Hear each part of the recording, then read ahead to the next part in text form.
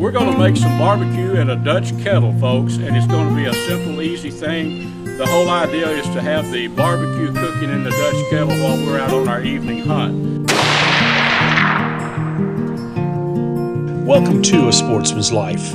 We're so glad you tuned in to join us for another exciting real-world outdoor adventure right here on A Sportsman's Life.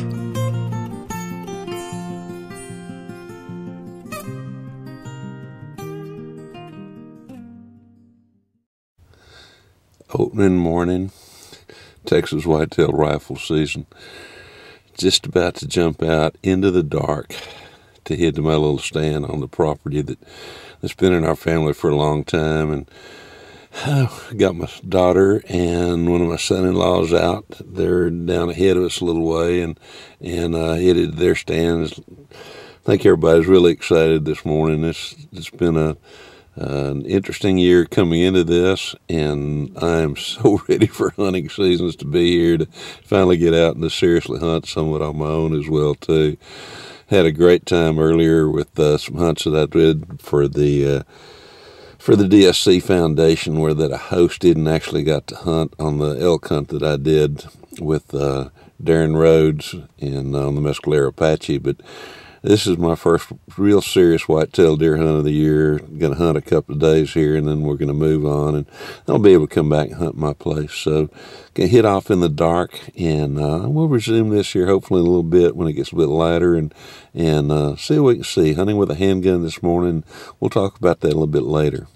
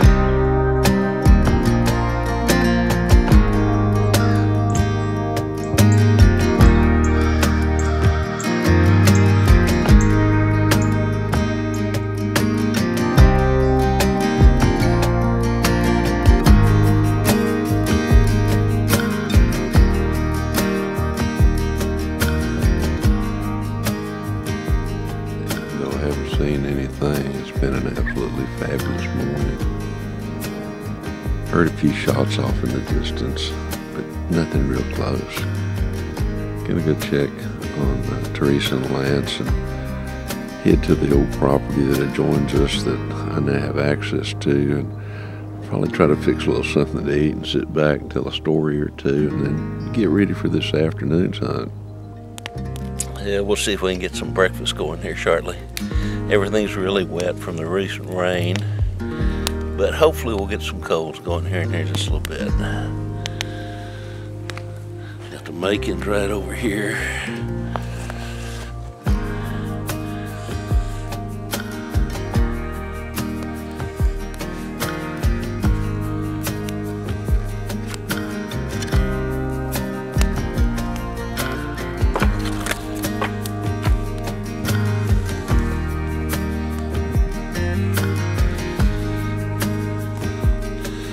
Set up right next here to an old log cabin that's been here for no telling how long. It was about that same shape when I was a little kid. Used to roam this country right here. No telling how long it's been here. Come back here in just a little bit and we'll get some food going, and I'll kind of kick back for a little bit for the afternoon's hunt.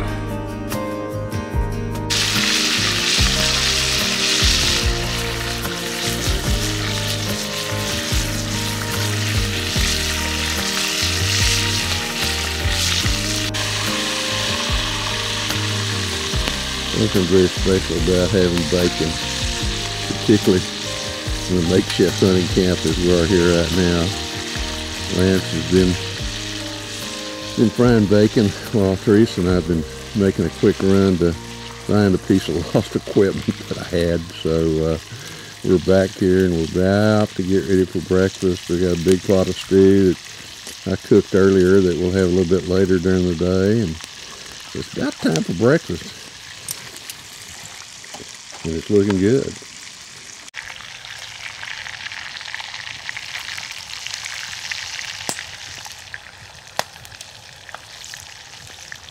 Love these old cabins such as this. This has been here for years, since I was a little kid. As I mentioned earlier, kind of using it as a backdrop for our breakfast area this morning. Gonna set up here today and tomorrow just to spend the middle part of the day. But there's deer movement here too. When I pulled in here this morning, got here about 10:30, and there was a little buck standing, looking like he was waiting on us almost. Got Lance cooking breakfast.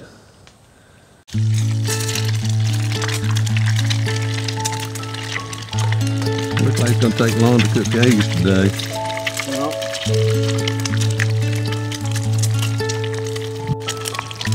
Are you hungry, Theresa? That looks good. It really does look good, doesn't it?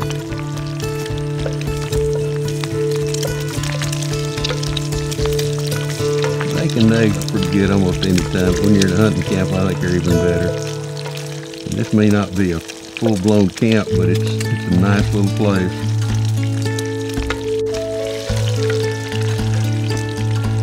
When you're ready for this.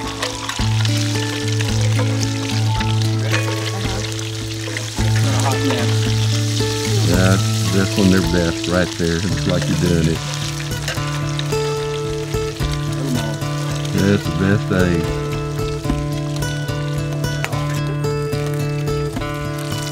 Got white eggs and brown eggs. They're blue. Are they blue?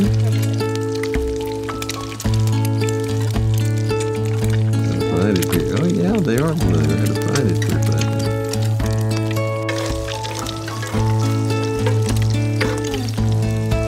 Forgot the boys weren't here, so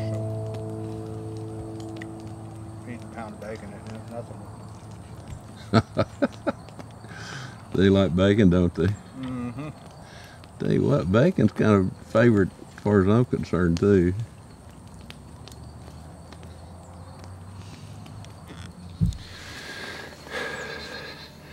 Back in my blind the first afternoon. Had a great noon respite, if you will. Wasn't a whole lot moving this morning. Didn't hear a whole lot of shots. Looked at a couple trail camera pictures. There's some pretty good bucks in the area. Better bucks than we've had in a long time, that I remember particularly. And I'm hoping my daughter Theresa gets a shot at one of those bigger bucks. And there's a unique 6-point in here too that's probably 14, 15 inches inside. Big old long back tines, sharp brow tines, just an absolutely interesting old deer. And there's a few others as well too, and there's a lot of young bucks. I'm hoping that we'll see some of those this afternoon. Hoping we'll see something. Really don't care what it is, to be honest with you. It's just good to be out here. It's an absolutely fantastic day. I was serenaded this morning by coyotes, and the crows moved in. And a blue jay, or one of the hawks that sounds just like a blue jay, was really acting up over here. And fortunately did not see any deer, but you know, it was just an absolutely fantastic day. Had a great breakfast that Lance prepared, and now going to kick back and hopefully some will come in this afternoon. If we do, we'll try to get it on camera, but just proud to be out here for that opening day, for another opening day.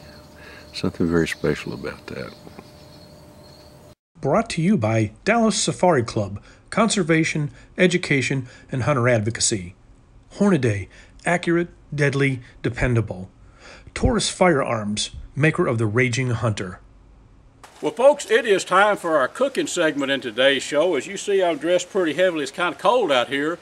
I'm actually only about 80 yards from my house. My cabin is behind us back here. I do a lot of my cooking out here and do a lot of the filming too. But we're going to make some barbecue in a Dutch kettle, folks, and it's going to be a simple, easy thing. the whole idea is to have the barbecue cooking in the Dutch kettle while we're out on our evening hunt. B&B charcoal, I'm going to show you a close-up of what I'm using, how to do it, and you might want to try this. It'll sure save you a lot of time away from the grill. You know, if you want to come in after a hunt and grill a bunch of stuff, you can do it like this. It's a quick way to do it. So let me give you a close-up here. And folks, this is about as simple as outdoor cooking gets. Here's our B&B charcoal. They'll be ready to put on the Dutch kettle here in about another 10 minutes. You see I've got a big grill. We could come in and grill all this on the grill, but this is so much quicker. Have our B&B charcoal. This stuff burns for a solid hour. That's why, one of the reasons I use it for my Dutch kettle cooking and my grilling. So it gets pretty simple from here on.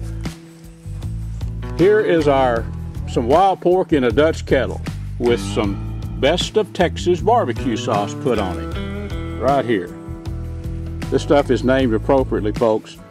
It is the best barbecue sauce that I've ever used. Pretty simple. Got our fire going right here. We've got our Dutch kettle. I season this with some salt, pepper, a little garlic powder. But when we come in, or actually if I were hunting this evening, when you come in from the hunt after 2 or 3 hours, this B&B charcoal will have played out. It would done its thing a little over an hour, but that'll be plenty of time to get that pork as tender as can be. So we'll get our charcoal down to where we want it, get it burning real good, put it on the Dutch kettle, and let her cook. Okay, my friends, we have our charcoal white ready to cook. Actually, it is cooking. We're going to leave it in here. Actually, what I'm going to do is go in the house and forget about this. These B&B charcoal briquettes are going to cook for a solid hour. They're going to keep it cooking for over that. And in this small pot, you know, it's a relatively small pot, that pork is going to get fork tender. So our next, let's relax, kick back a little bit. I'm going to come back out here maybe, in an hour and a half, 2 hours.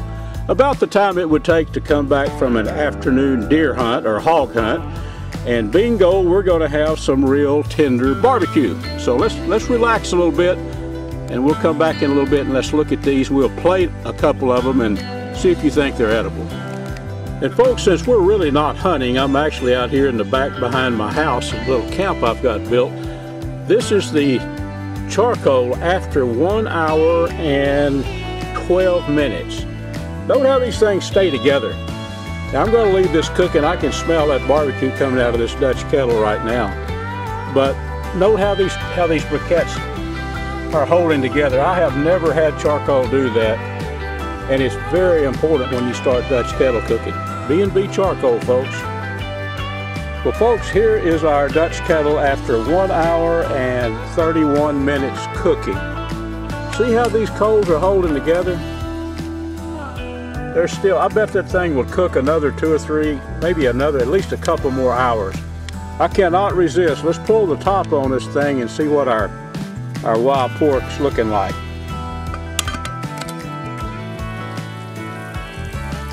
Oh boy.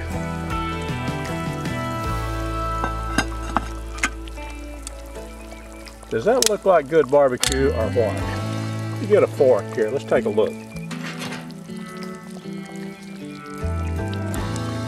You think that's going to be tender?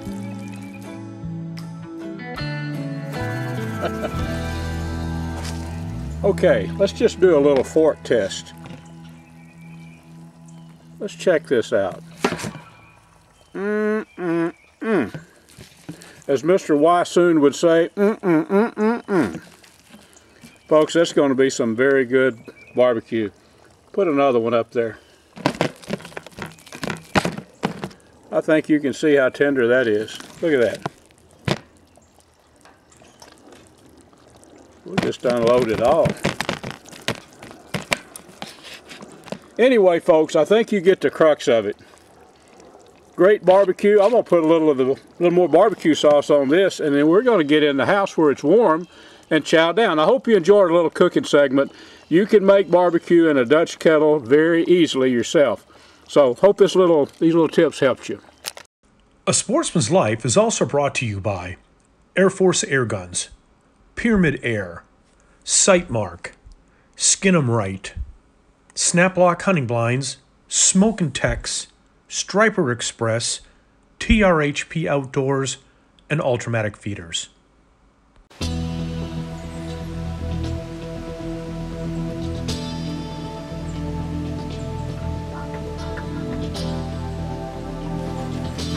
Big one, I couldn't see. It's with that too. Good looking. Oh yeah, you can shoot him, baby. That's what you want. There's the doe coming in.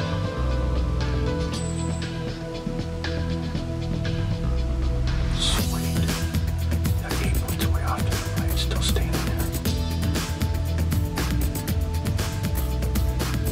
Just watching it.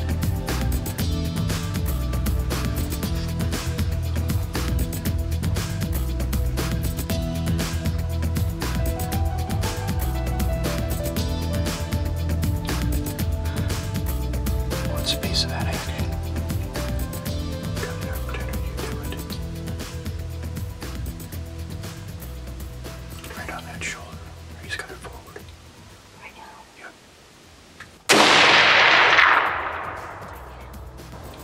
Jam another one in. Jam another one in.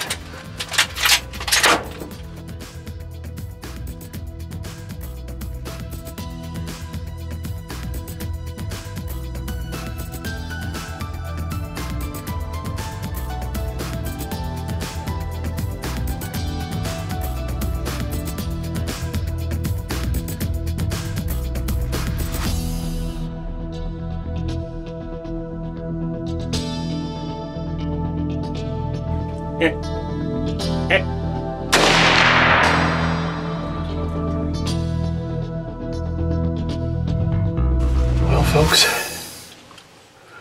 unfortunately, don't know what happened there, but my lovely wife took a shot at that deer, and 2 shots at that deer, and I don't know if that gun shot high or you felt pretty comfortable with it. Well, the second shot was a kind of a quickie, but Yeah, I think I pulled on the first one. you think it pulled a little bit? That's buck fever, probably. I tell you what, that was a big buck. And then I walked out there to go look, and the other buck, that 8-pointer, was standing there staring at me, so he wandered off finally. Oh, shoot. Beautiful morning. Beautiful deer. That was amazing. That was a pretty deer. But it doesn't always come together. But you know what? We owe it to the animal, so we are going to go spend some time. We're going to look just to make sure. It didn't look like he was hit. It didn't sound like he was hit. But you owe it to the animal, so you ready to go take a peek? I've already been out there looking, and I couldn't find any blood, but we need to look a little bit better, so stay tuned. Well, unfortunately, my wife missed that big buck this morning, and you know, it's always best to just make sure your gun is on. This gun was sighted in just a few weeks back, and it was dead on, but you know, sometimes you bump the scope, you just never know, so it's always best to check it again. And since she shot twice this morning, and unfortunately we didn't find even a drop of blood, you know, it may be shooter error, maybe not, but we're going to find out. We're going to shoot this gun, we're going to make sure that it is dead on, so we'll give it a shot here.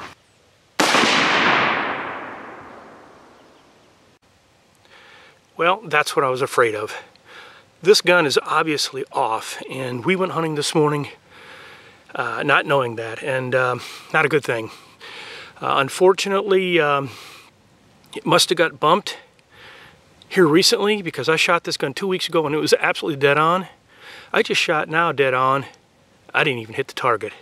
So something's wrong. We're going to take a look at this thing, get her zeroed in, so we're ready to go next time. So unfortunate. We are having to remove this scope from my wife's gun. We had a mishap over the weekend, and cost us a big deer, so we took this down. We went to zero our gun in, and there was something wrong with this scope. Had it looked at, they think there's something stuck in there, or they're not really sure what exactly it is, but their recommendation at the gun shop was to put on a new scope. So that's what we're going to do. We've got another scope all set to go here. We're going to take this off, we're going to put this scope on, and We got to get this back down to the rifle range, and we got to get this zeroed in again. We've got the upcoming Thanksgiving holiday, and my wife is going to be back after that buck. So we're going to get this thing prepared and ready to go for her so she can get that big buck. That one goes in the trash. This one will go on. After mounting the new scope on my wife's 30-30, we took it down to the rifle range, got it sighted in at 100 yards, and she is ready to go. We packed up the truck, headed back to the ranch, and hopefully this time it'll be big buck down. Folks, we want to thank you again for joining us on this week's episode and look forward to seeing you right back here again on A Sportsman's Life.